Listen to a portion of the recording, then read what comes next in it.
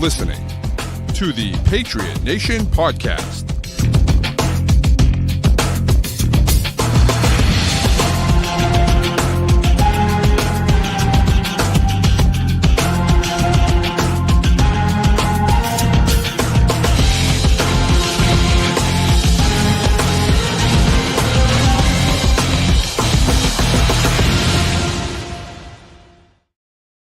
All right, welcome into another edition of the Patriot Nation podcast. As always, a proud member of the CLNS group of podcasts. Make sure you download and subscribe to all of those great shows over there for great Patriots content all week long.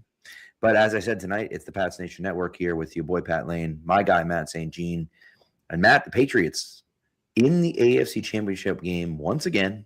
All is right with the world. The Patriots are good. The Jets and Dolphins still suck. The Bills are in turmoil. Life is good. Life is good.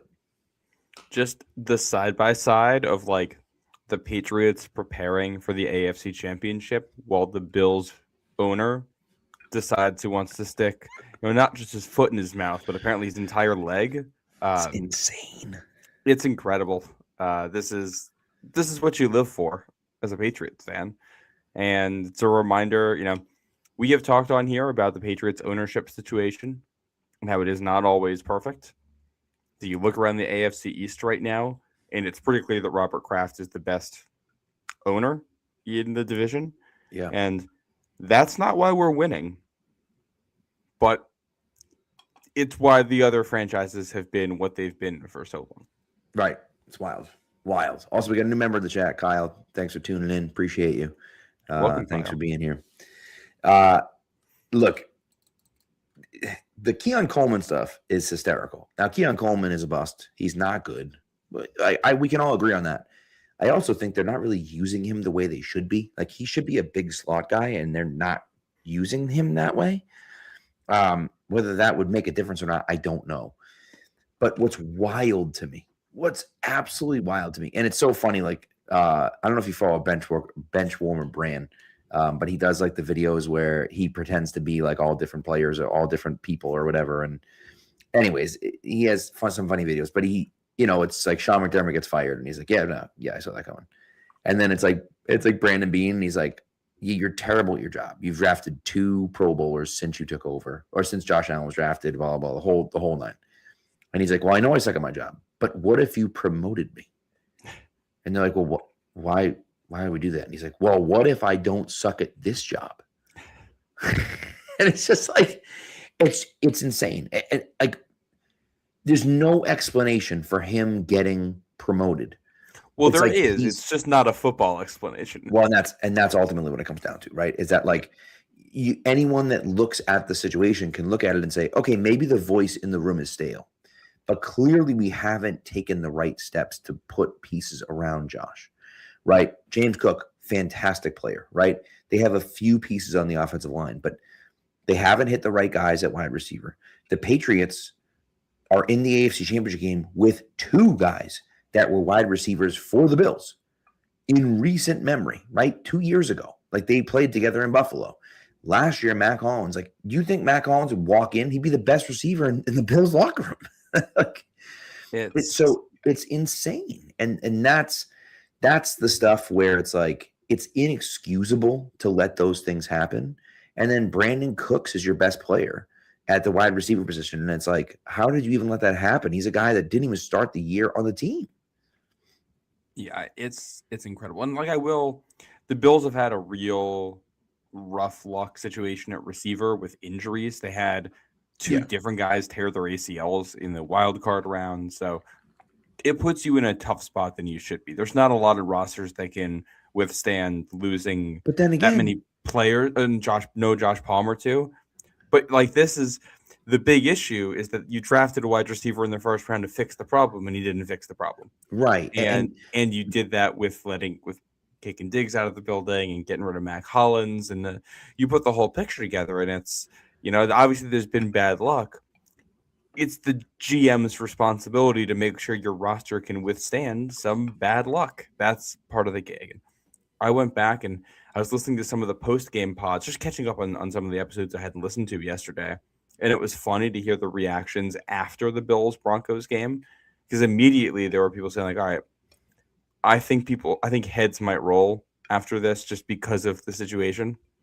And if someone goes, like, it should clearly be Brandon Beane, because McDermott's actually done a really good coaching job with the group that he's been given here. And, the roster's not good. It's not a bad roster. It's not a total failure, but it's just like they just keep hitting on guys that are like B- players. And it's like the Patriots have had runs like this where it feels like the best players you're getting are B-. You just can't get out of it. Like, you just can't get anyone that breaks through that. That's Right. and the Bills are stuck in that spot right now outside of the quarterback.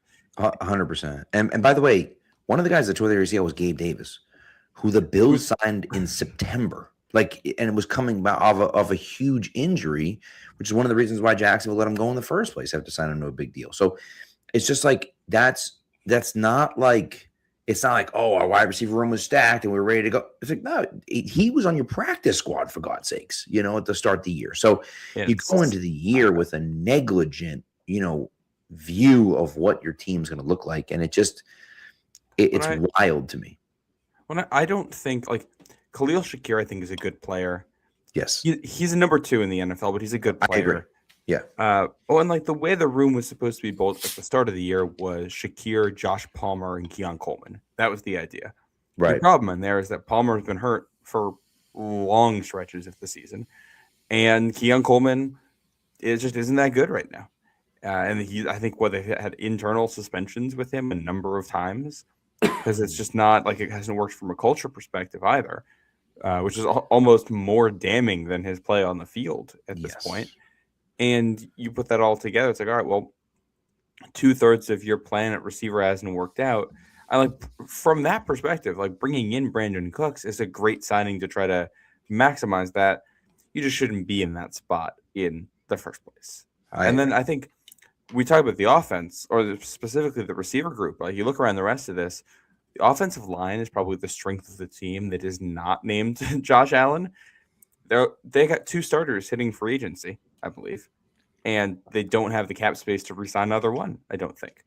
So your strength of the team is going to get gutted here, which, side note, if you're a Patriots fan and you are looking to move Jared Wilson to center and slot in a guard, David Edwards, come on down. I think that makes a ton of sense for both sides there. But like, if that's where you're at, and then defensively, how many of these guys have they missed on right now? Cole Bishop is like just a guy. AJ Epinesa is fine. Rousseau is fine. But the defense is just filled with a whole bunch of these guys who are B-. And when you try to make a defense where the best players are guys that aren't difference makers, you're going to have a hard time. And you look at that defense this year, and it's fine. They can't defend the run at all, and that was a big issue for them all year long, which ends up coming back to haunt them against a Denver team that isn't particularly great, we don't think. And you turn the ball over 5 times and you're still in the game. Like, it's even with all of this, like, you still have Josh Allen. You should still be able to make this work. And I don't know. I thought for the reactions after the game, I think it was evident to me that there's a cultural issue there and that McDermott needed to go, not because McDermott's a bad coach, but because you need a reset in terms of leadership in the locker room. Correct. But I think if you just look at the guys who are out there on the field, you can't convince me that Brandon Beane is the best man to be GM. And I don't even think he's necessarily a bad GM, but at least I didn't think that a week ago. I think he's gotten some bad luck. But your job is to put your job is to put a championship team on the field. And they've swung and missed a lot, and I think it's time for a new voice. So the fact that he has, managed to get in the owner's ear, convince ownership that everyone else is the problem, and then have the owner publicly lambast people is just, spineless from the GM's perspective to let that happen and to throw everyone else under the bus the way you're doing it.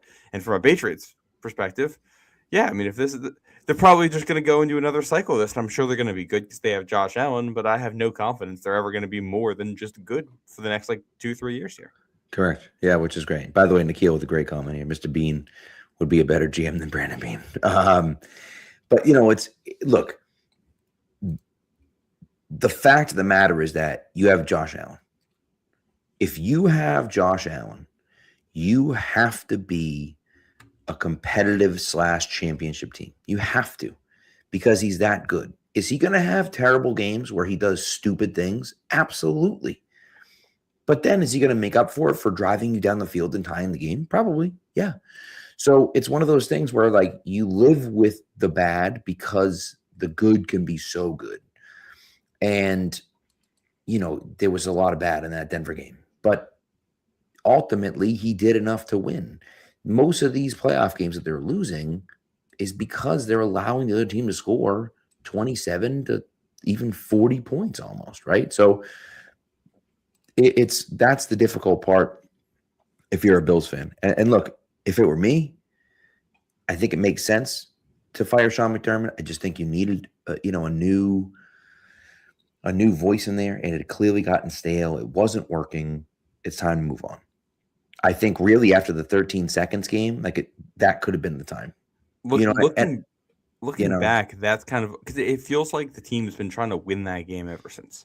Yeah. And it seems like every time they don't, things get a little bit tighter. Right. And that's not helping. And so I think, with the benefit of hindsight, you'd say you probably can McDermott after that and just look for something fresh the next year. Yeah. Yeah. And obviously it's one of those like freak things that no, like 1 out of 1,000,000 teams wins that game. Right. And it just so happened it was the Chiefs that won that game. Just like, in 2016 when the Patriots came back 28-3. Like, it's just, what are you going to do? Like, you have this great lead and you have this great game and whatever, and then you end up losing in the end. But yeah, I can't say I'm sorry to see it.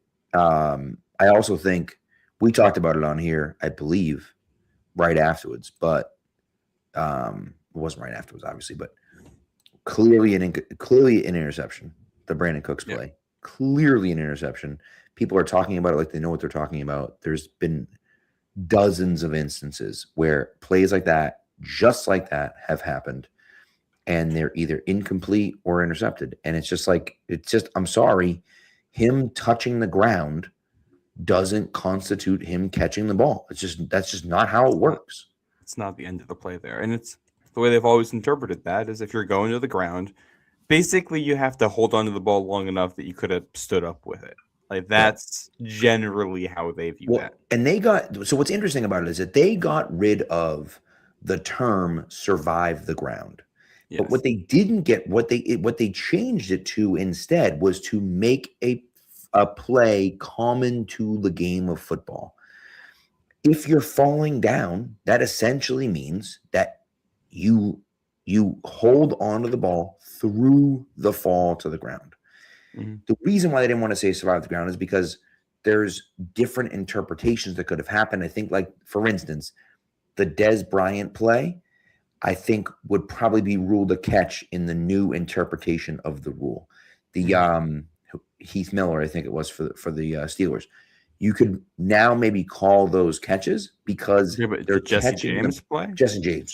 Sorry, I knew it was one of the tight ends. Going back like an extra decade there. Yeah, sorry about that. So showing my age there with Heath Miller, but it's one of those things where it's like, because the both feet are on the ground, because he stretches the ball out, it's like, okay, surviving the ground isn't as important because he's already made a football move.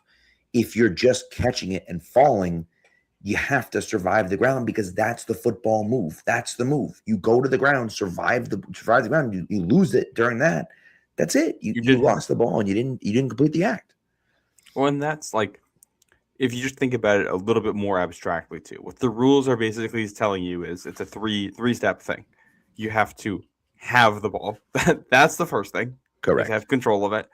You have to do it in the playing surface, which is where the 2 feet thing comes from.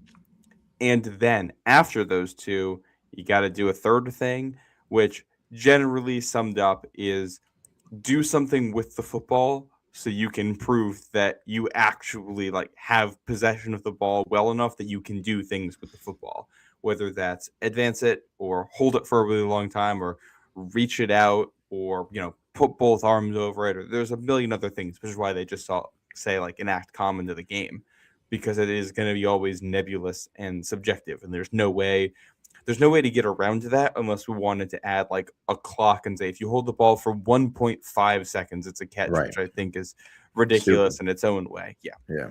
And it's very like by the rules and the way they've always been interpreted, not a catch, very clearly an interception. And the fact that there's still the thing that gets me about this entire thing is for the owner to admit in the presser that they fired Sean McDermott because of the results of the game, and also that they believe they only lost the game because of a bad call.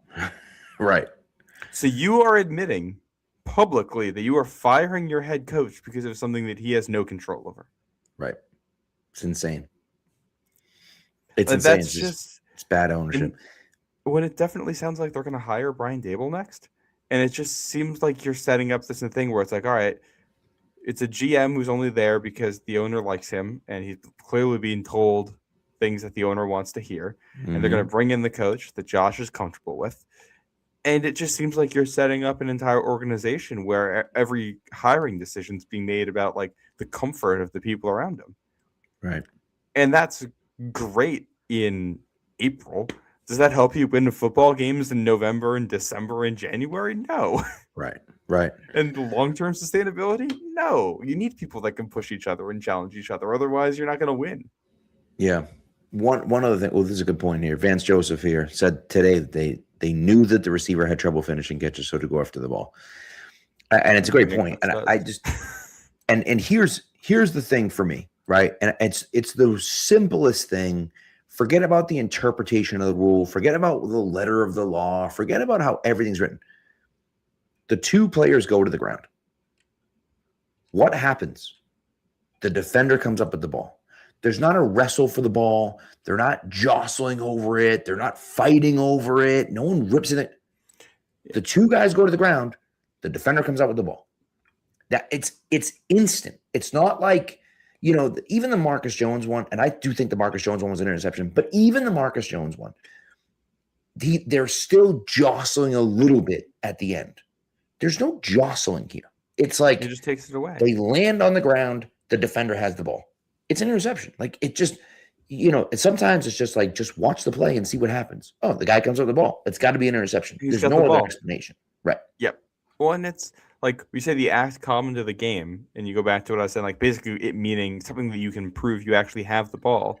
If Right. you have the ball well enough that you can fight off a defender trying to take it from you, well, you've proven you have the ball. Brandon Cooks didn't do that. He proved definitively that he did not have possession of the football. I don't know how more conclusive you can get than that someone else was able to very easily pull the ball away from him. Well, and I think that's the other part of it is that even if, as they roll over, even if Cooks and him are still fighting for the ball and then he comes out with it, I think then they give that catch to Cooks because they do give the tie to the offensive player. If him and Cooks are fighting as they're rolling over, it's a catch. But because there's no fighting going on, Cooks has already lost the ball. There's no other way to look at it other than an interception. And I know Bills fans aren't going to see it that way. They're never going to see it that way. And that's okay. But deep down, in places they don't like to talk about at dinner parties, good throwback to A Few Good Men, which I watched the other day. They know it's an interception, not completion. They know. They know. They're not stupid. They know that. It is what it is. And so, anyways, let's get the hell away from the Bills because I enjoy reveling in the Bills tragedy, but we got to move on to some good stuff. We're trying to win a Super Bowl here, so I think the more we talk about the Bills, the more that stink we get on us. Agreed. So, this Patriots thing. Here's what I'm going to say at the beginning. The beginning of our preview, I'm going to start it this way, and I'm going to say definitively, Jarrett Stidham cannot beat Drake May in a playoff game. However, that's not what's happening on Sunday. It's not Jarrett Stidham versus Drake May. If it becomes Jarrett Stidham versus Drake May, the Patriots win. Yes. That's their path to victory, right? But that's not the case, right? The Broncos have a phenomenal defense. Now, they hadn't turned the ball over a ton, but they did on Sunday, which is their most recent game. And now it's playoff football. So, like, maybe they've turned it up a notch for playoff football. The Patriots have turned up their defense a notch for playoff football. Maybe the Broncos did on theirs. So, if they can turn the ball over for the Patriots, if they can get the run game going, listen, if Jarrett Stidham has to make 3 throws, I think he can do that. He's not a great quarterback, but if you ask him to make 2 or 3 plays, he can probably make 2 or 3 plays. If you're asking him to make 10 or 15 plays, I don't believe that he can do that. And so that's what it's going to have to be. Can you force the Broncos into relying on Jarrett Stidham to win the game? And if that's the case, the Patriots will win. If you can't do that, the Patriots could absolutely lose this game. One thing I saw, the Broncos have the most players in the Pro Bowl and the most starters in the Pro Bowl. They have 6 players going to the Pro Bowl, and 5 of them are starting in the Pro Bowl. Again, they may not actually go to the Pro Bowl because it's next week, but nevertheless, all 6 of those guys are playing on Sunday. So they may have lost Bo Nix. Bo Nix is far, far from their best player. So there's still going to be a tall task here. They're still a very good team. And there's a lot of ways that Denver can beat you, not just with the quarterback. Yeah, I mean, it's a very good roster all over the place. There's a reason that the Broncos got where they are, a reason why they won this many games this year, and a certain element of that is luck. This offense, even with Bo Nix, was not fantastic during the regular season, and they're not going to have Bo Nix, obviously, for the AFC Championship. This defense can win games for you single-handedly, and that's, I think, going to be the big concern. But I have a big kind of key to the game we want to lead off with. Before I get into that, though, Pat, one thing I think we actually might have to talk about for this game real quick is the weather.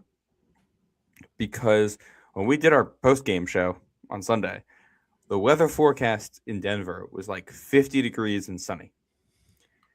I've got the National Weather Service pulled up right now, and their forecast for Sunday is a high of 23 degrees in Denver now, with now a chance of snow.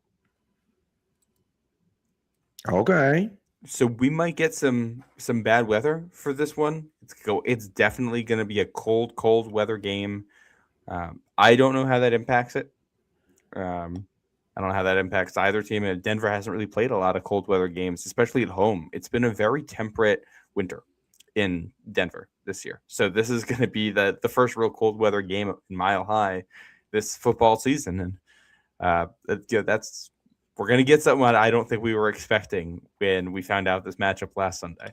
So that'll be something to watch over the next 48 hours here. So I will tell you, I'm looking at just Apple on my phone, and at 2:00, it will be 2:00 Denver time. At 2:00 Denver time, it says that it will be partly cloudy and 21 degrees out. So very cold. And then by the end of the game, it'll be in like the teens. Yep. And so it's going to be chilly. It's going to be chilly. And, I think for the most part, for the feels like temperature, you're talking about feels like in the teens the whole game. So it's going to be cold out. Again, does that benefit the Patriots? We don't know. Does that benefit Denver? We don't know. But it is something worth watching. I'm actually kind of happy that it's not in the 50s because, who knows? How does Jarrett Stidham play in the cold? We don't know. How does Jarrett Stidham play, period? We don't know, right? Yeah. I still believed in Jarrett Stidham. I actually believe that the Patriots wanted to play Jarrett Stidham, and then when Cam was so cheap, they were like, fine, we'll take Cam Newton instead. But, obviously McDaniels believed in Stidham. He traded for him when he was the head coach of the Raiders. So, the Patriots are interestingly aligned enough where they understand a lot about who Jarrett Stidham is. Yeah. And so I think that they, which should be, a positive for them. I will say, I think, the Patriots being favored in this game, when you look at the quarterback situation, I think most people are going to say the Patriots are the better team. They're going to have the better team on Sunday. Yep. When you're expected to have the better team, weird things happening with the weather is probably not what you want to happen. I think if this turns into a straight quarterback versus quarterback matchup, and it's 50 degrees and the weather is great and it's sunny and all that, I think Drake May is beating Jarrett Stidham, and you're really not that concerned about it. The second you add inclement weather and, if there's wind, if there's snow, it's just introducing more variables, which can cause things to go any direction. And more volatility works against you if you are favored. So we'll see how that goes. But I want to get into my keys here to the game. Mm-hmm. I think the Patriots need to win the line of scrimmage in the running game, in particular, on both sides of the ball. On both sides. When Denver has the ball, if you are able, and this is not a great running game, it's not a bad one, but it's not a great one. The strength of this offensive line is pass blocking, although they do have Quinn Miners, who's a real mauler at right guard in the run game. And they might have J.K. Dobbins back. So they might have their 1-2 punch at running back this week. You would expect with a young quarterback who's making his first playoff start here, you're going to try to lean on the running game. You want to make things easy for him. If you're New England, you want to take that away. Your goal is to force Jarrett Stidham to beat you. If Jarrett Stidham beats you, he beats you. But you want to make him have to do that. Correct. And if you want to make things complex for him, if you want to make things difficult with him, you want to get him into second and long. You want to get him into third and long. And he's a quarterback who, in his limited NFL experience, is someone who will take sacks. So if you can get him into those situations, I think you're going to like the way your defense is going to perform. Offensively, this Denver front is light, and their strength is their pass defense. If you can go heavy and run the ball on them successfully, you might not need a lot of Drake May on Sunday, especially if you're able to get an early lead behind the running game and make Denver's offense one-dimensional and force them to pass. You're probably in a good spot where you're going to force turnovers, you're going to have short fields, and you can just run. And, you might be able to win this game with Drake May having fewer than 200 passing yards and just coast right into the Super Bowl. And I think that, in some ways, is your ideal here. Pound the ball, take the air out of it, and just try to dominate this one in the trenches. Yeah, I like that a lot. And I think also, too, and Nikhil mentioned it, like, one of the things that the Broncos have struggled with at times is running quarterbacks. I think that Drake needs to be part of your running game as well. Not a huge part, because you don't want him getting hurt either. But at the same time, it's the AFC Championship game. Like, we just got to win the damn game, right? Obviously, we don't want Drake May to get hurt, but, like, we got to win. So if that means that, Drake's got to run it a few more times than normal, fine. That's fine. Just get us to the Super Bowl. And so I think the big one for me is the ground game. Again, really on both sides of the football. But I think defensively, if you can stop their rushing attack, I just don't believe that they can beat you. And then from an offensive perspective, and look, Will Campbell has struggled the last 2 games. Jared Wilson has struggled the last 2 games. So what does that mean? That means that they're going against elite players right now. Allen's one of the best defensive tackles in the entire NFL. Nick Bonino is having a phenomenal year at edge. And so you start looking at it and saying, okay, well, if those guys can pin their ears back and come after you, they might have some difficulty, right? And so what's the best way to deal with that difficulty? The best way to deal with that difficulty is to be able to run the football. And now those guys are tired because you're running it down their throat. And next thing you know, you throw in a play action fake. Everyone's selling out for the run because you've been successful with it. And now guys are open. And so that's the type of stuff for me that, like, yeah, that's the path of success for the Patriots. Do I think that Drake May could sit back and throw it 40 times and beat the Broncos if he has to? I think there's a chance that he could. I also rather not find out. There's no reason to do that. For me, I just think that you have to be able to stop this run. And, Vegan kind of says it here, like, J.K. Dobbins, I think, is probably going to play, but, like, I don't know what percentage he's at. Is he at 50%? Is he at 60%? He didn't play last week. So if he goes out there and tries to play, what's that going to look like? And RJ Harvey, I think, is one of their good weapons there. Like, how is he going to be running the ball? He's a rookie as well. And so, whatever. We saw Travion kind of struggle the last 2 weeks. So I'm just interested. I'm interested to see what happens if we can stop that running game. I think then it really flips in our favor, where you say, okay, Stiddy, beat us. And if you're able to confuse them a few times, it only takes a few. able to confuse him a few times, and he makes a bad throw here, takes a sack he shouldn't, and it turns into a fumble, and so on and so forth. And so, that to me is what I look at and just say, yeah, stop the run, and it's going to be awfully difficult for Denver to beat you unless you give them the game with turnovers. Yeah, and you talk about giving them the game with turnovers. I think this is one area where the running game is important as well, because Vance Joseph, defensive coordinator there in Denver, the way they like to play. So we just saw Houston, like the Texans run a simple defense. It's going to be 4-man fronts, 2 linebackers, 5 defensive backs. They're playing cover 4, cover 3, or cover 1, 4-man rush. Like that's what they're doing the entire game. You know exactly what's going on. Broncos are probably going to run a lot of 5-man fronts. So they're going to bring an extra guy down. And out of those looks, they'll throw a lot of different things at you. They'll do simulated pressures. They're going to do all-out blitzes. They're going to do overload blitzes. They're going to do drop 8. They're going to mix things up. They're going to put 5 guys on the line of scrimmage, and you don't know which of those 5, how many of those 5 are coming. If you want to get them out of those exotic looks, run the ball. Right. That's the key, because it's a lot tougher to live in those looks if a lot of those looks are not sound against the run because they're not designed to be, and you can only call them on 2nd and long and 3rd and long. If you can stay ahead of schedule and stay ahead of the chains, it's just fewer opportunities for that pass rush to get you. And this is a Denver defense didn't force a lot of turnovers this year, but I think they led the NFL in sacks. They have 4 different pass rushers who had at least 7 sacks this year, which Nick Bonito is the guy who gets the love. He's the guy at the top of that list with 14 sacks this year. Jonathan Cooper had 8. John Franklin Myers, a name you might know from his time with the Jets, had 7.5. And Zach Allen had 7.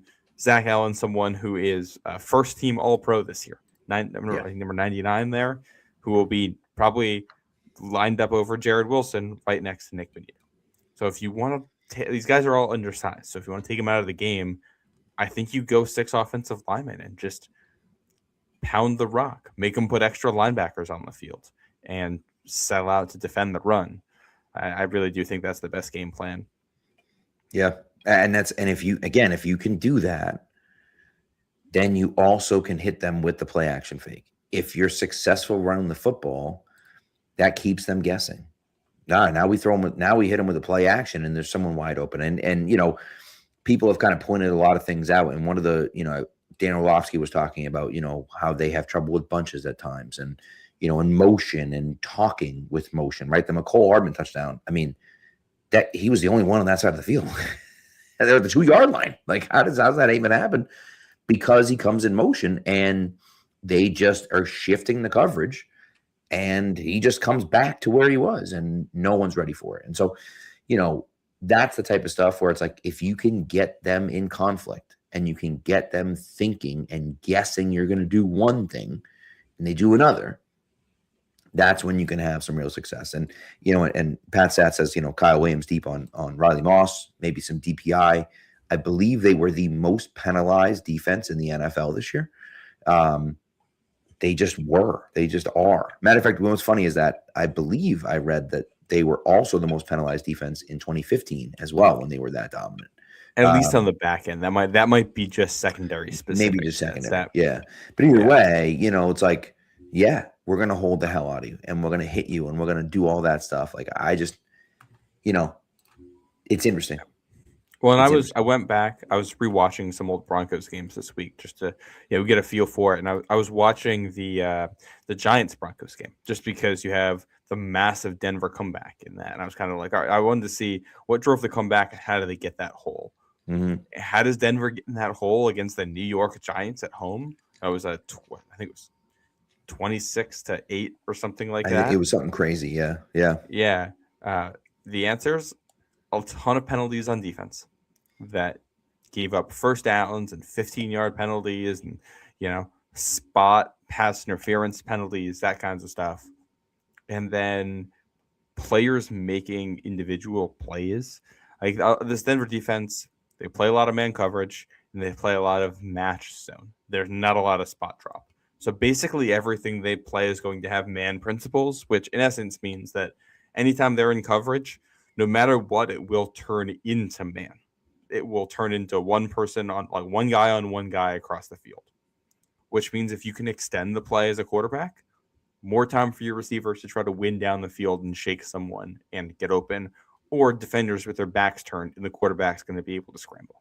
So in those spots where you have to pass, it's going to be May making plays with his legs, and it's going to be your receivers having to make plays. Jacksonville goes up to Denver with that big win late in the season. Half of that was on the back of Parker Washington, who just made play after play after play as a receiver. So I look at I don't think Stephon Diggs is going to have a big game, probably because he's going to have Pat Surtain on him, and Pat Surtain's one of the best in the business, and that's fine. I want Kayshon Boutte and Riley Moss. Boutte is a physical receiver, and Riley Moss will answer that physicality with enough physicality that it's going to get a flag throw.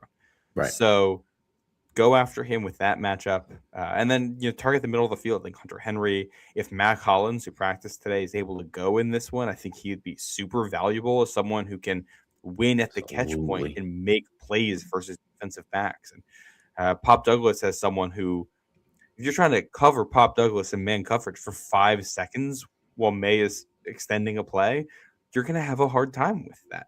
And he's someone who can make plays down the field. And if you can just put all that together with a little bit from the running game, that's how you win in the passing game, those things. And then the comeback for the Broncos, so much of it was Bo Nix running and scrambling. I think he's one of the top quarterbacks in the NFL for how often he throws on the run. And the go-ahead touchdown that puts Denver ahead for the first time in that game is I believe a Bo Nix designed run from like 15, 20 yards out that he just takes in for a score. Stidham's not really doing that stuff. So, that's the element that's going to be missing if they do have to try to put together a comeback. Yeah.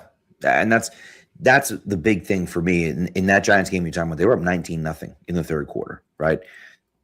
The Broncos scored 33 points in the fourth quarter alone. They won the game 33-32. So they were shut out going into that. And, they had two huge plays. I think there was one that was like 25 and then one that was like over 20 yards on that last drive because the Giants scored a touchdown with like 35 seconds left. Yeah. So, that's one of those situations where it's like you can't lose that game. If the Patriots are up 20-0 on them on Sunday, it's going to be difficult for them to come back without their starting quarterback. And I think that it's a situation where they're not ready to give up. I'm not saying that, but there's all the excuses for them to give up. If you jump out to a big lead on them and they don't have their starting quarterback and their offense is sputtering, I think there's a chance that you can just jump on them and choke them out for lack of a better term, and just take them away. Because, and Zoe kind of talked about the switch that was really interesting, is that Zolak was talking about how like Stidham just hasn't done it in a while. He's been a scout team quarterback, that's fine, but when you have the coach talking in your ear about, hey, we got to do this, and the personnel is different, and then that guy's down, and then what defense are they running, and then I got to get to the line, and I got to check the protection, and I got to do all this. And then, okay, this guy came from over here, and what's this guy's tendencies over there, and where am I going to throw it? And then, and all that stuff happens. And then you come off the sideline, and you're looking at your Mac Pro, and then,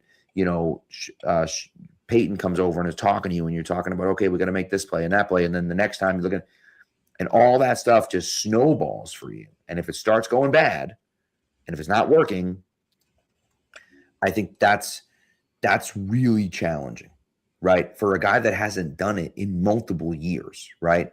And again, there's been one quarterback that didn't throw a pass in 2024. And there was one quarterback that didn't throw a pass in 2025. That played in a game, one QB2, one backup quarterback that didn't throw a pass in 2025, and one backup quarterback that didn't throw a pass in 2024. And they're both named Jarrett Stidham.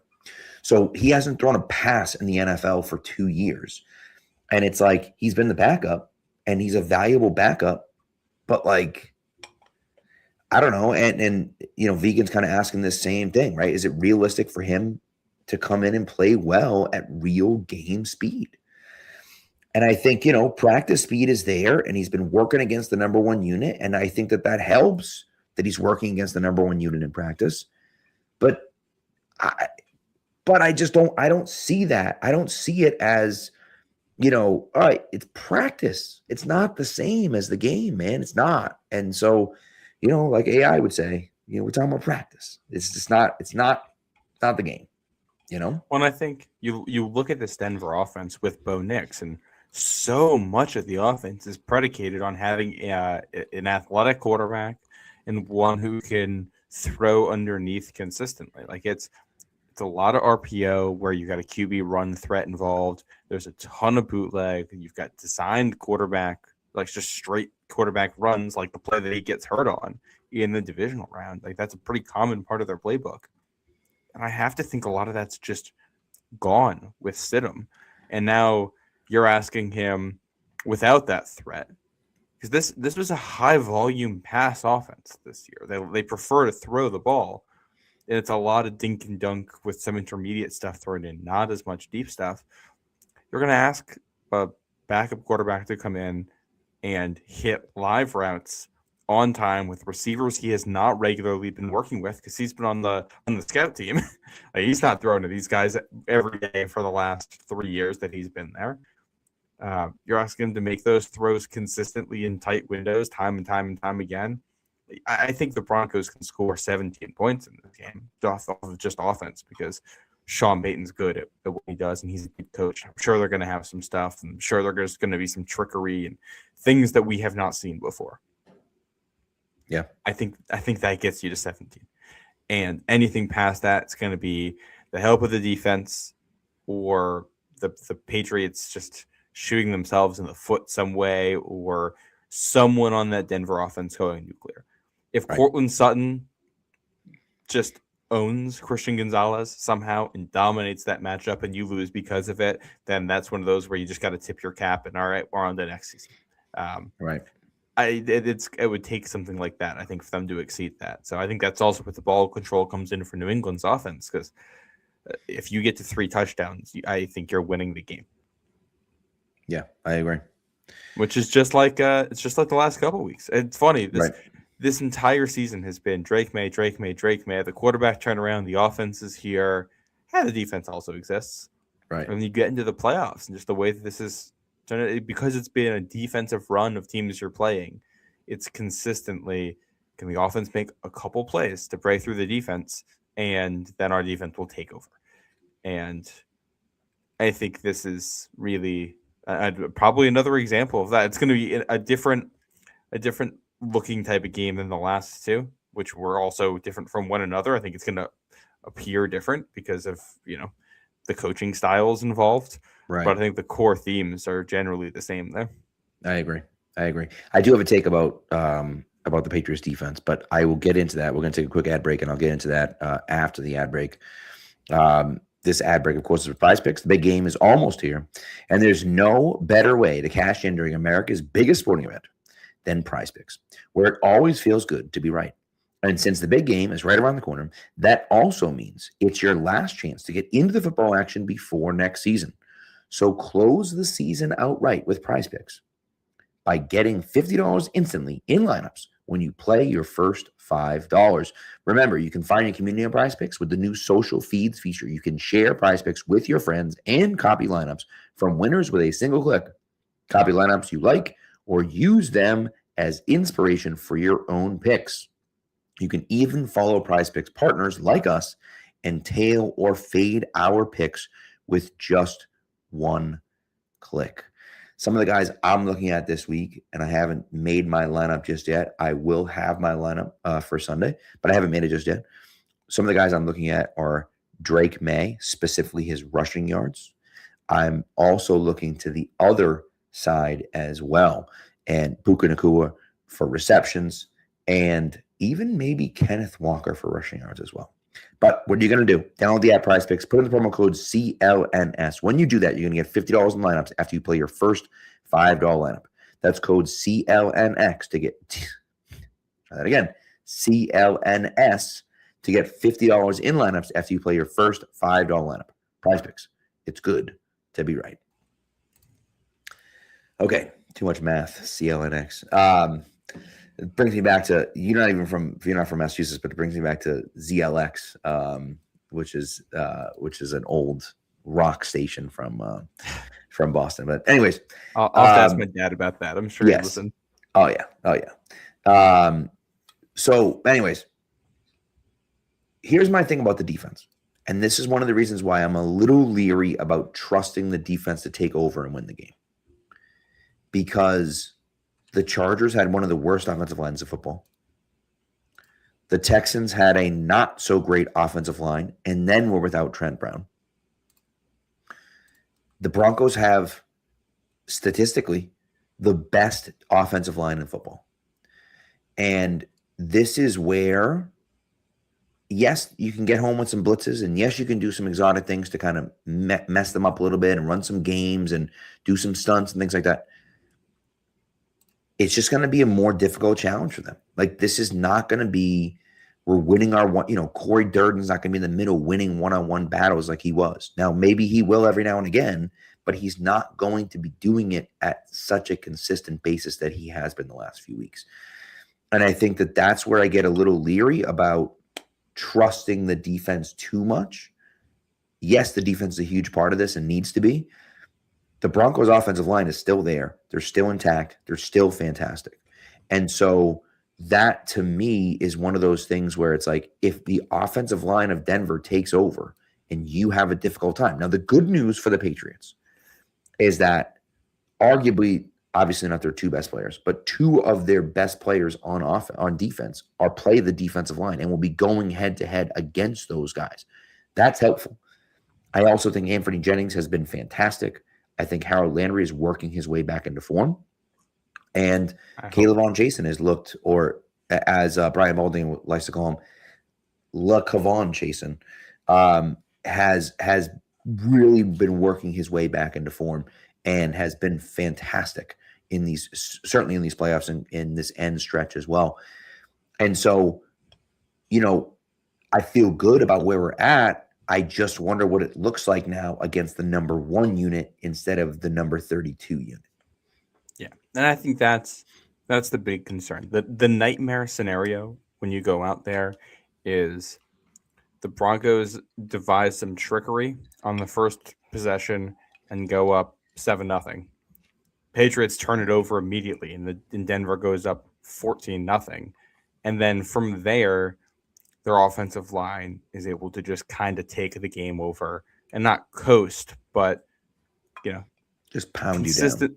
Yeah, and consistently long possessions, keeping your offense off the field, being able to commit to the running game and ground and pound you. And even if it's only getting field goals, or even if it's not getting points, but it's 5-minute drives that are stalling at the 50 and pinning you back at your own 5, that's going to be a tough place to live. So I think this is probably the toughest test you're going to face all season on the line, really.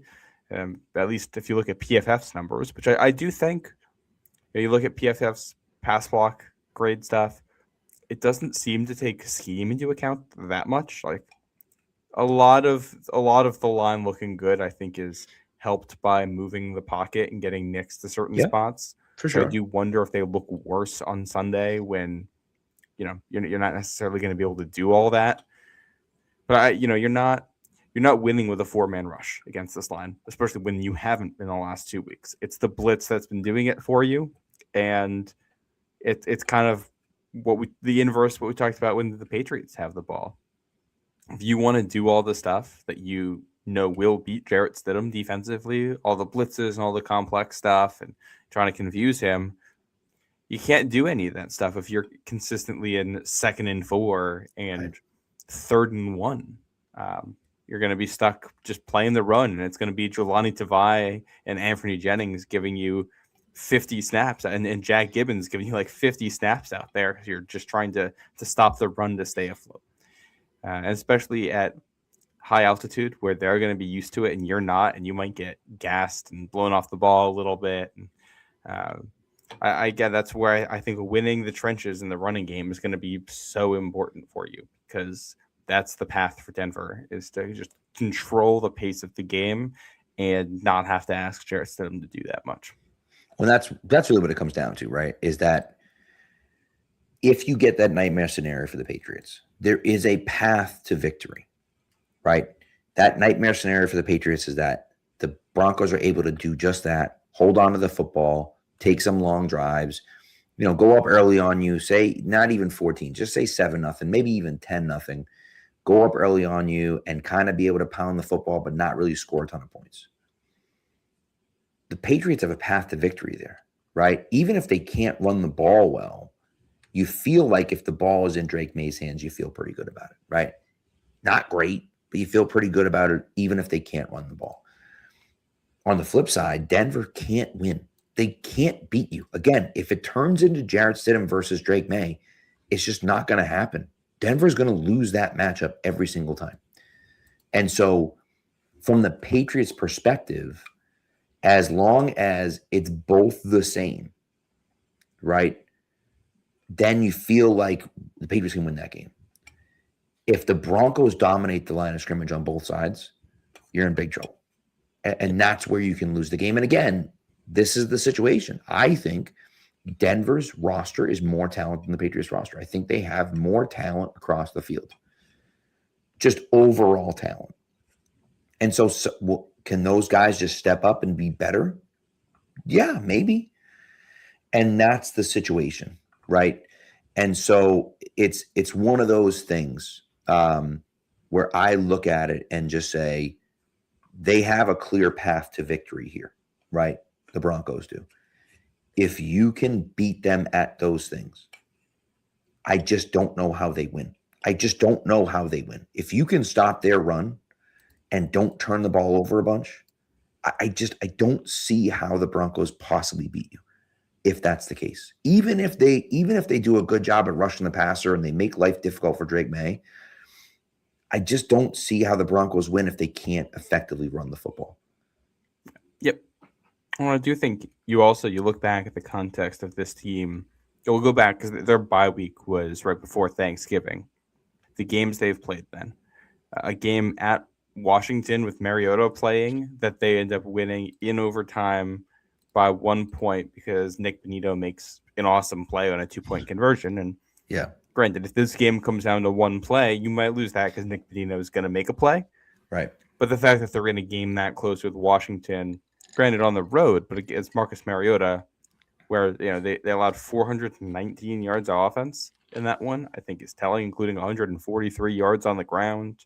A win at Vegas, which ends up being by one score, but functionally they were up by like 3 scores until 3 minutes left in the fourth quarter. The Raiders tacked on a couple late, so I don't count that. But a win at home by 1 score against a Green Bay team that I believe lost Micah Parsons during that game. I think you're right. Yep. I think that was the Parsons one. Yeah. Yep. A blowout home loss to the Jaguars, a game where you're down 34-17 in the fourth quarter, ends 34-20. A 1-score win at Kansas City with Chris Oladukin or Oludukon. I'm not entirely sure how you say that. Starting Oladukin's so much more fun. That's the way we're saying it. It is. A win at home against a Chargers team that wasn't trying, was starting Trey Lance.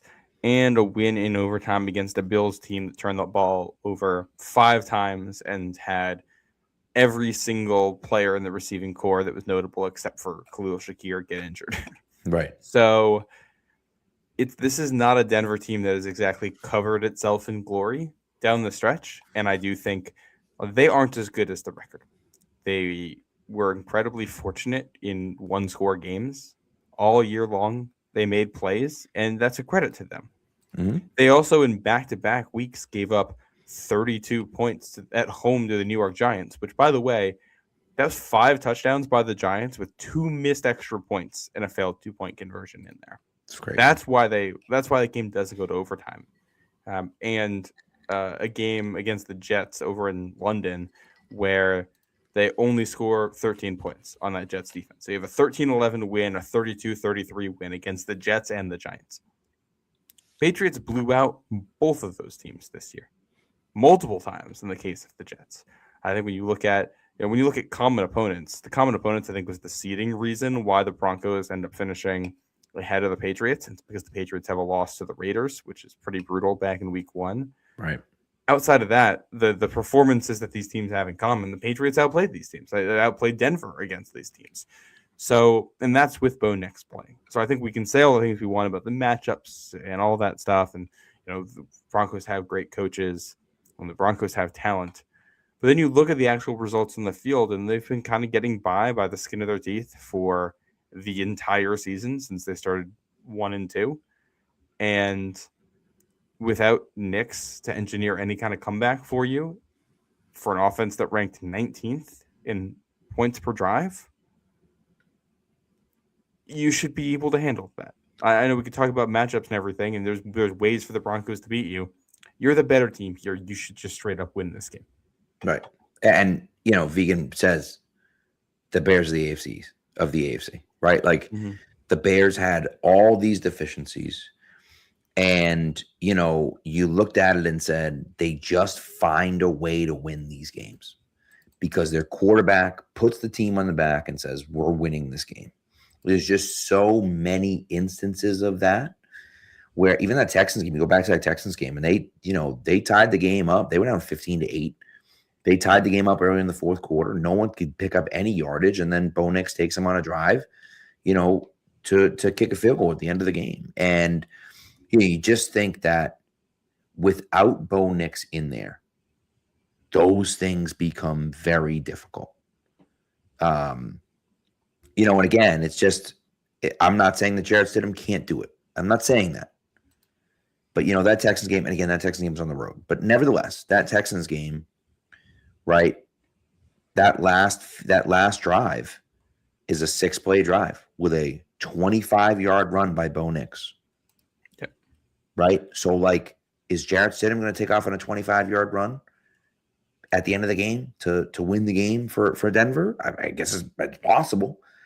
But this is stuff that we saw Bo Nix do over and over and over and over and over again. And I don't know how you could possibly trust Jarrett Stidham to do that. And again, I do think if you ask Jarrett Stidham to make 4 or 5 passes to win you the football game in the course of the game, there's a chance that he can do that.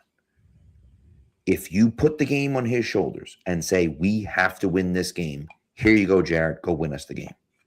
I don't believe that he can do that. And so if you force them to try to do that, that's where your advantage becomes. And again, that's where it becomes Drake May versus Jarrett Stidham. And if that's the case, you win. And, that's what you have to be able to do. But you have to force them to be able to do it. And look, all those other teams, you mentioned those teams stink, but they forced the Broncos to have to do that. And the Broncos ultimately came out on top. And a big part of that, just like the Bears, which is why it's a good comparison by Vegan there, is their quarterback just saying, yep, here we go. We're doing it. I don't love Bo Nix, but he just kept making plays. He's just he's a winner. He wins games. And it's hard to deny that. Without him, it's difficult. And there's always, in my opinion, all right, one guy goes down, everyone else steps up. That's definitely true.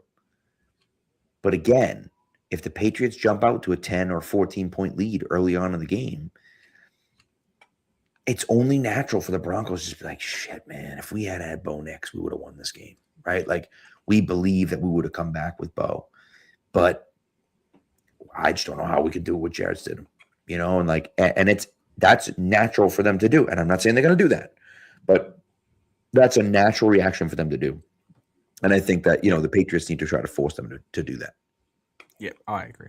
I also wonder here defensively, if you're New England, if you just take a page out of Denver's book. I was just kind of thinking this to myself, you want to take away the run and you want to get up in their face. I wonder if you just play a bunch of cover one man, because outside of Cortland Sutton, these receivers don't threaten you a ton. I don't think. No. Load the box, get 8 in the box, 5-man front, try to rush 5 often to make sure that you can try to get home and just man up across the board. And if they beat you deep, they beat you deep. But Stidham has not been a good deep passer in the NFL. He's got a big arm, but he's not necessarily accurate. Right. But if he beats you down the field, he beats you down the field. But Christian Gonzalez is elite, as especially someone who defends deep vertical routes. And Carlton Davis is physical and pretty good on those routes, and Marcus Jones is athletic. And, I think Marvin Mims is someone you worry about a little bit just because of his speed. If you're going to do that, you'll need to make sure that's probably a Marcus Jones thing. He's going to have to stick with him down the field on the 2 or 3 shot plays they end up calling. But I think when you look at the way this Denver offense plays, it's so much short underneath stuff, behind the line of scrimmage stuff. And it's even that's with Bo Nix. I mean, it's begging for you to come up and just play as aggressively as possible until they beat you over the top enough that you feel like you have to get out of it. Because if you play 4-man rush zone coverage, they're probably just going to dink and dunk you underneath and get a bunch of field goal drives out of it. Right. And you're not going to get pressure. So, I think you want to take the fight to them on defense and make a play. I think we'd also be remiss without mentioning special teams. I don't think there's anything like massive here, but it's probably worth noting like Marvin Mims is fast and a good returner. So you can't lose this game 24-20 because you give up a return touchdown. Correct. That can't happen. You can't lose this game by 1 point because your kicker's missing extra points. Right. We've seen that in Denver before. Yes, we have. Or lose by 2 in that case. You can't be doing that stuff. And I do also, go back to that Pats Giants Monday night game where you go down and get a field goal on the first drive and a Marcus Jones punt return touchdown. And, you're already up 2 scores. It kind of feels like the game is over and you can just take over. If you can get a play like that out of your special teams units, a big return for field position or a return touchdown or anything, that's going to help you so much. Because if you get to play on a short field against this defense, you'll take all the help you can get. And even if your drive stalls, if you can pin this Denver offense inside their own 10, again, you got to like where you're going to be after that. Agreed. And Pats Nation, you mentioned him. But Pats Nation here mentions Marvin Mims, and I just think like he is a guy. He lines up all over the place. He's got a ton of speed. They like to get him the ball in multiple different ways, and he's a good returner. And so that's a guy that I'm worried about. Obviously, Cortland Sutton is their big guy.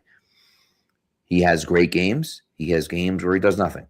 As a guy who had him in fantasy this year, I can tell you he is not consistent. Now, he makes huge plays in big moments.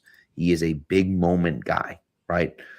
And so he certainly has that capability, but there are also times when they can't get him the ball either. And so I'm curious to see kind of what that looks like as well. And if Gonzo's on him, can he shut him down? If Carlton Davis is on him, can he shut him down? So those are the things. Patriots going to have to be physical. They're going to have to be physical on defense. And I think, your point about bringing the fight to them, I think, is important because this is not a game that I want to sit back and say, yeah, go ahead and dink and dunk us, Jarrett, because then he gets comfortable.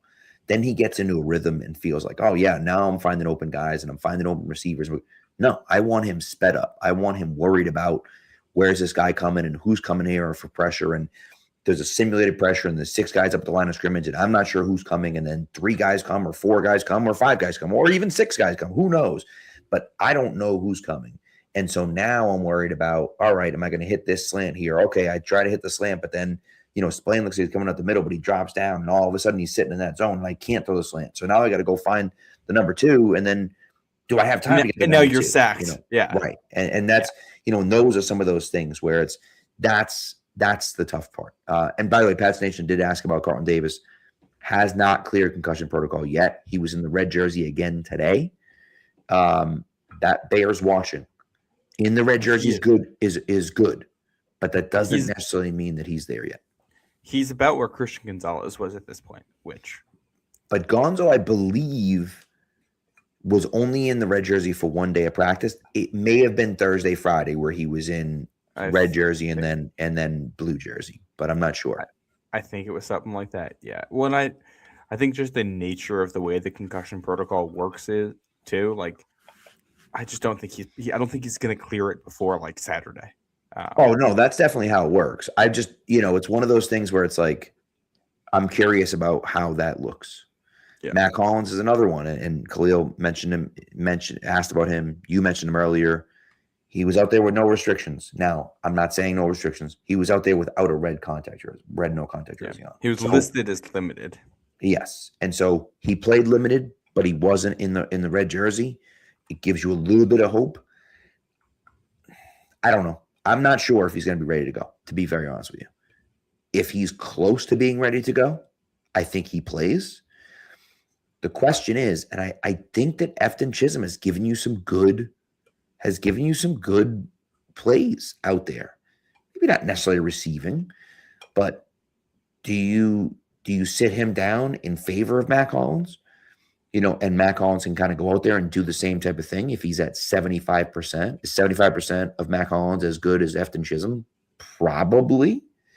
Right. And so that's then that becomes the question of, how good is he? How close to 100% is he? And are we good for that? And I think that Hollins will really help the passing offense a lot. And I think his run blocking will help the run game. But also, it was a core injury, right? I don't know what that looks like. Yeah. I'm not sure what that looks like for him. Will he have that strength to get in the run game and or to reach up and extend for a ball that's over his head? I'm just not sure. If he's at 70 or 80%, you probably don't want him out there because he's not going to make the plays you're hoping he can make. Right. You'd rather just someone like Efton Chisholm. Yeah. A couple other injury notes while we're on the subject. 3 did not practices for the Patriots as of Thursday. Harold Landry is one of them. Mm-hmm. Actually, he has not looked good on tape. I wonder if he's ended up just being out on Sunday. I'd love to have him out there, but he just does not look healthy right now with that knee injury. And Anthony Jennings and Elijah Ponder are giving you more, and you have Braden Swinson. So I wonder if you just sit him down and see if you can get him healthy for the Super Bowl if you're playing in that, which is wild to hear those words come out of my mouth. Right? Yeah, that's where we're at right now. Marty Mapu not practicing with a hip injury. I would say this is sneakily important when we talk about the special team stuff because he's the personal protector, which is he's the last man of defense when you're punting the football to stop a punt from getting blocked. In a game like this where you're on the road and you might be dealing with crowd noise and it might end up being a closer game than you like, you're playing a backup quarterback, all that stuff. You don't want to lose the game because your backup personal protector is there on the punt unit and he messes something up, you get a punt block, then goes back the other way for a touchdown. And that's the difference. So I'll be watching that. And then Garrett Bradbury popped up today with an illness and he missed practice. It doesn't massively worry me because I think Ben Brown's your next man up, and I don't think there's a massive drop-off there. But something to watch to see, where the depth is and how healthy you are on the line. And then on the more positive notes, Terrell Jennings and Joshua Farmer, both on injured reserve, both of them full participants in practice. Mm-hmm. So both of those guys now eligible to come back. Farmer gives you a little extra depth on the line if they want him. Terrell Jennings can just be your third running back where he's been good. He's missed a lot of time with a concussion, and he's finally out of the protocol for that. So happy to see that he's back. And then a couple notes for Denver. Pat Bryant, who's one of their rookie possession big slot receiver, he's in the concussion protocol, and he's still he just got upgraded to full participation. So it looks like he's going to practice, as will Luke Wattenberg, who's the starting center for Denver. He was really good this year, got injured. Backup had been playing most of the year, and the backup got hurt last week during the game. So they're going to get their original starter back this week. It looks like Bo Nix did not participate, is the only DNP. And then J.K. Dobbins and Troy Franklin, both limited participants. So we'll see if Dobbins is good to go this week. And then Troy Franklin, he's one of the speed guys. He's been a useful wide receiver for them. So if this Denver wide receiver core is going to be banged up on top of losing Bo Nix, that's something that works in your favor here. Yeah. I mean, that's, again, you talk about the Patriots and who they're missing. And you talk about the issues that, when you look at the offensive lines they've played, right? And you say, okay, those guys aren't as good. Some injuries. Obviously, the Chargers are completely banged up because of their 2 tackles. But then missing Trent Brown for Houston last week. If their starting center's out, now you're talking about a whole nother thing. And that's That's a massively important position because of what happens from the center spot. And so again, he's probably going to play, but if he doesn't, that's something to look at. So I kind of do agree with you about Landry. I just wonder if he's just not ready. And I know he's fighting through it, but like, if you have guys that can play, Darrell Taylor is a guy that, that you pick up off the practice squad. Maybe he's ready to go, and maybe you feel better about him after a week of practice. Maybe you like Joshua Farmer back out there and you want him back out there. So those are things that I'm curious about. When they haven't this schematically right now, they're not depending on their edges for their pass rush. Like the whole theme behind New England's pass rush right now is basically we have 2 defensive tackles that you would like to double team if you can, and we are going to put safeties and linebackers in those same gaps and threaten to bring them and sometimes bring them and sometimes not, to make sure that we're getting one-on-one matchups with the defensive tackles and or free rushers coming through some of those gaps. So if Harold Landry is just not that athletic right now, I think you're probably better off with someone else giving you 10 snaps, because you can live with Anthony Jennings, who had some good reps last week as a pass rusher. Yeah. But you can live with someone like that because as a pass rusher, you're asking them to you're not asking them to win with like technical pass rush moves or with a 4-man rush. A lot of it's mind games and athleticism and just being able to get to a spot. And Elijah Ponder and Anthony Jennings can do that right now. They're not like elite. I wouldn't even say they're above average right now, but they're decent and they're playable and they know the scheme. And if you got one other guy out there who's more athletic than Harold Landry is at the moment, then I think you might just, whether that's Swinson or Darrell Taylor or whoever, you probably just want to play that guy instead. I agree with you. And Pat Stat says, Jennings got 2 sacks in the playoffs and leading the team in snaps. Leading the team in stops. I'm sorry, snaps. What am I talking about? Leading the team in stops. And that's, it's important. And I just think because of his prowess in the run game too, it makes a ton of sense. Remember, he was in the roster bubble. A lot of people thought he wasn't going to make the team. And, he is a guy that has stepped up and played well in these big moments. And so I'm happy they kept him. I was happy they kept him from the beginning, but I'm happy that it's paid off for them. Right. And so it's interesting. Now, offensive line wise, I do want to get out of here soon. I know it's almost 11:30 here, but offensive line wise, obviously there's a lot to be worried about Will Campbell and Jared Wilson. There were some questions floating around about, do you sit Will Campbell down if he can't deal with it? Do you sit Jared Wilson down if he can't deal with it? The answer to that question is a big, fat nope. Unless it's, just absolutely ridiculously bad and it's like he's just falling apart and he's a shell of himself, then maybe you consider it. I would tell you, Mike Vrabel wouldn't bench Ramondre Stevenson when he fumbled 97 times. He wouldn't bench Andres Borregales when he missed a field goal and 2 extra points in the first 2 games. He's not going to turn around and bench his, first round top 5 offensive tackle. And he's not going to bench his, rookie guard who he feels like is probably going to be the center of the future. This is not going to happen. So, is it possible that Ben Brown will be better at left guard right now? Yep. I do think that Ben Brown might be the better left guard right now. It doesn't matter. They're playing with Jared Wilson anyways, because that's the guy that got them there. That's the guy they're going to play. And it just is what it is. And Vrabel's sticking with his guys. And for better or for worse. But I think the thing for me is that what we've seen this year is his belief in those guys has been what has turned the tide for this team, in my opinion. And so I think that's huge. And Vegan mentions it. You got to give him some help. You can't leave him on an island. You just can't leave him on an island. You got to give him a little bit of help. Certainly more help than you gave him last week. He needs it. And that's okay. He's a rookie who's coming back from it, from a tough knee injury to come back from, and he came back from it early. And so that's the thing for me is like, give him a little bit more time, come out in that jumbo package, put the strong side on that side, put, Thayer Munford on that side and give him a little bit of extra help. And I think that, that's will go a long way towards helping this offensive line. Yeah, I tend to agree. And you just you don't need an excellent game. You can't lose the game because Benito's getting 3 strip sacks type of thing. That's what you have to avoid in a situation like that. I do think this is one where you want to lean on the right side of your line, particularly like Michael Onwenu, who I criticized earlier in the year. I think it took him a little bit to settle in, but he has been excellent.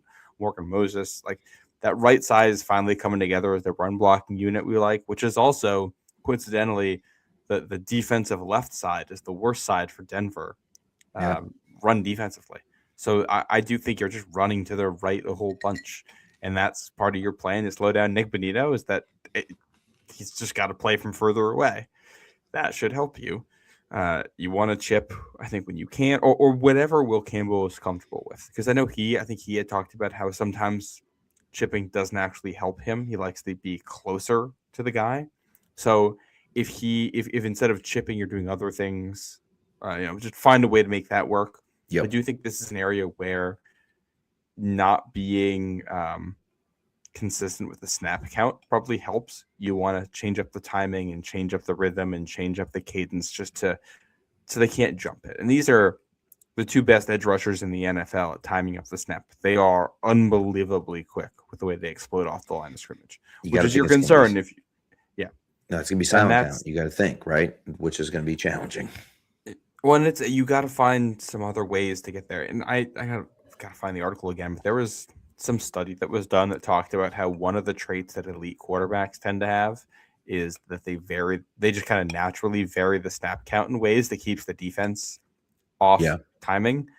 And I know that's something like that wasn't something I ever consciously noticed about Tom Brady until you got to like the Mac Jones era, and the number of times where Mac Jones is snapping the ball as the rusher is, as the guy off the line is starting his rush and has timed it up perfectly, kind of brought that into focus.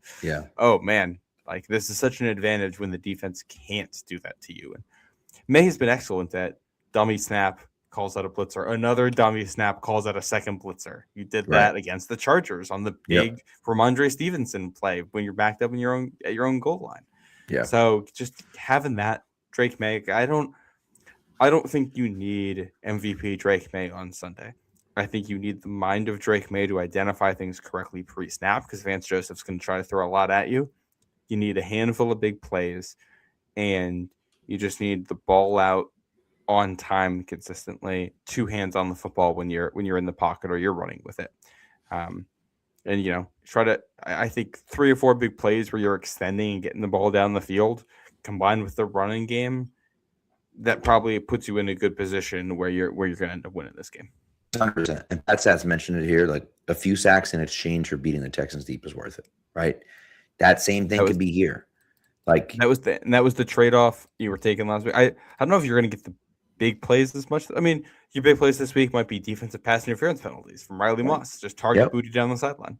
Yeah, and you also might be able to find some. They do sometimes blow a coverage here or there. And I think that, you have to be able to take advantage of their mistakes.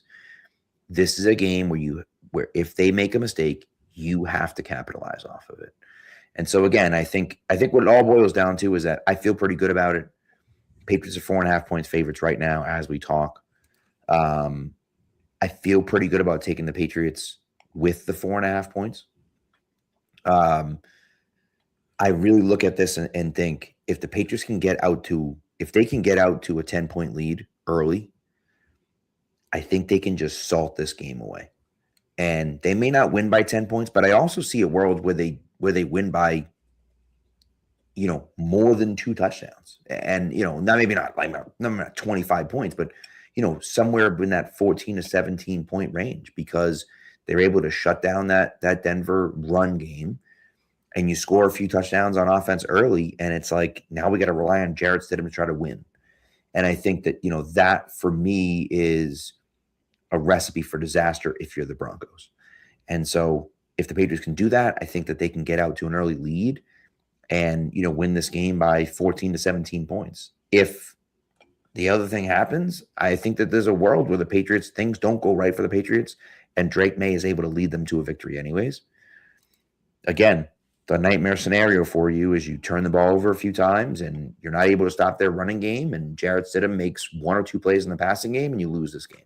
And I think that's the situation where you can lose it. But when I'm looking at it and when I'm looking at the possible outcomes, there's a lot more outcomes that end in a Patriots victory than a Broncos victory. And you just have to make sure that the outcome that happens is one that you win by. And you don't have to win by 10, and you don't have to win by 14, and you don't have to cover the spread. You just got to win by 1. Doesn't matter. One last note on this, and then we can wrap things up. You mentioned the busted coverages thing. That will happen with this kind of match coverage defense. I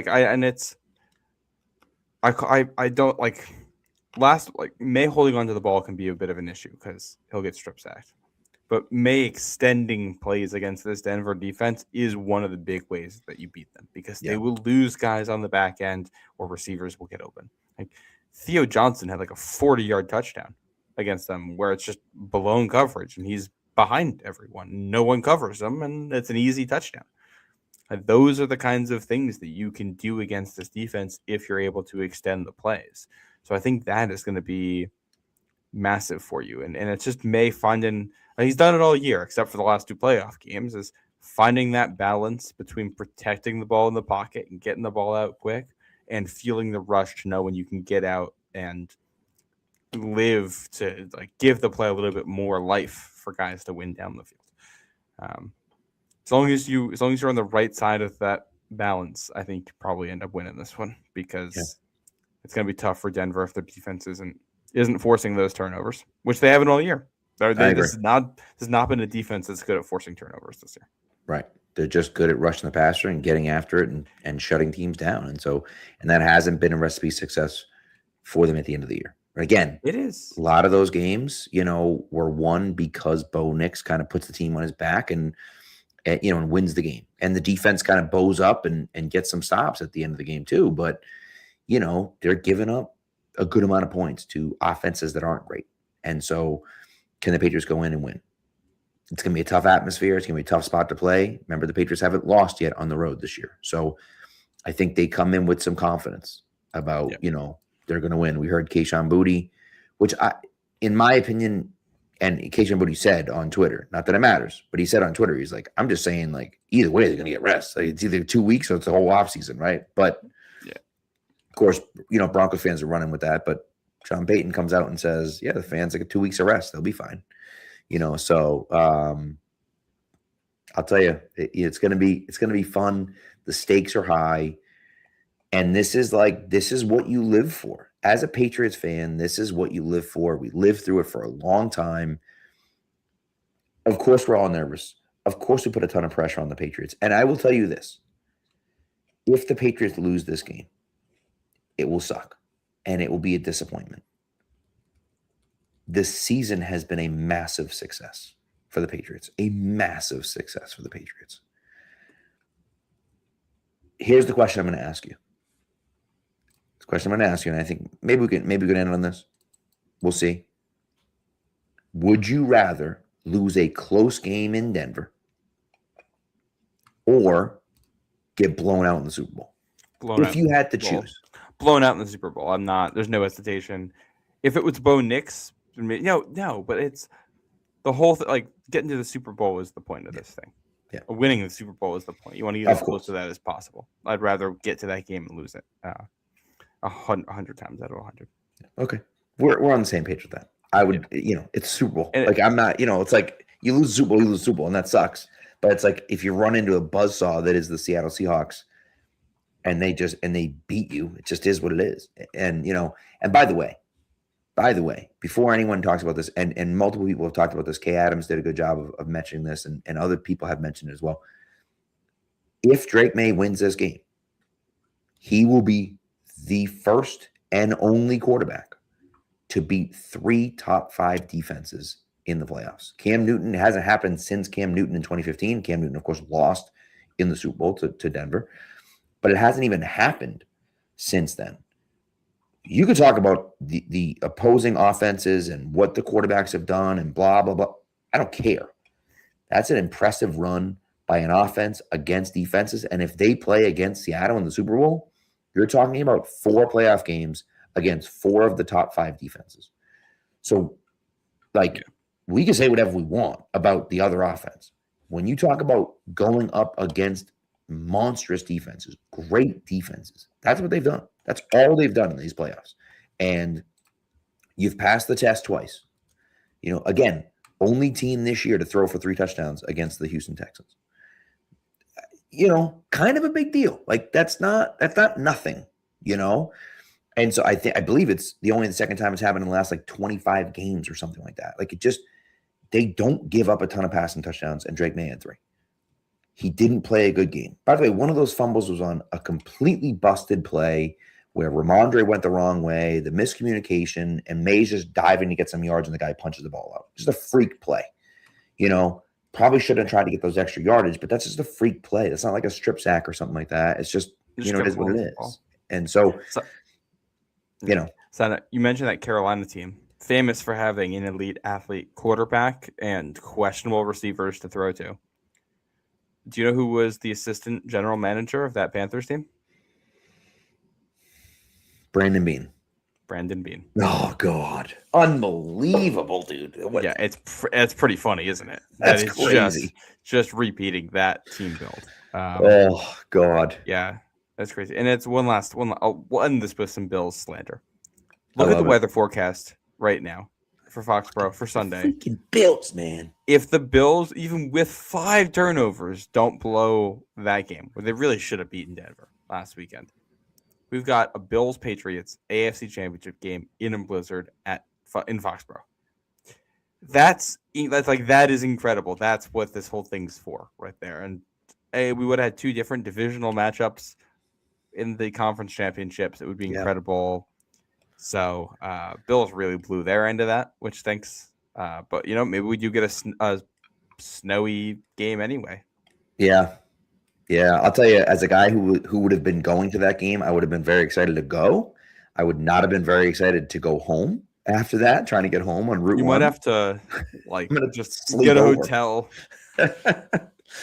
But I'll tell you, man, it is. I saw that tweet today and I was like, oh God, could you even imagine what that type of blizzard happening? Like, oh my God, it would have been unbelievable, but what are you going to do? So anyway, so that's it. That's all we got for you guys. Enjoy the game on Sunday. Remember, and we know this. Now we know this. We had Tom Brady for a long time, and we just kind of took it for granted, right? Until he was gone. Enjoy this game. Enjoy it. Okay? Know that we have a good young quarterback, and we have a coach that we all love, and we have a team that we believe in. Every team is different every year, and I believe that they'll be back here again, but there's no guarantee. So enjoy this game. Hopefully the Pats come out on top, and then we get 2 weeks to talk about the Super Bowl again, and it just, oh God, I can't wait. So let's see what happens. But Pats go out there and take care of business in Denver, and then we get to watch what happens in Santa Clara and stay the hell away from the power plant over there next to the stadium. So, but anyways, thanks for tuning in, everyone. We appreciate it. Thank you to the chat. You guys are great tonight. We really appreciate you guys tuning in and chopping it up with us. And we'll see you guys Sunday night, win or lose Sunday night, but really win for the love of God, win on Sunday. We'll see you Sunday night after the Patriots, hopefully, fingers crossed, advance to another Super Bowl if they can take down Denver, which, by the way, they never won in Denver before. So Drake May out here doing things Tom Brady never did. So be pretty nice. Anyways, thanks for tuning in, everyone. Be good to each other and go Pats.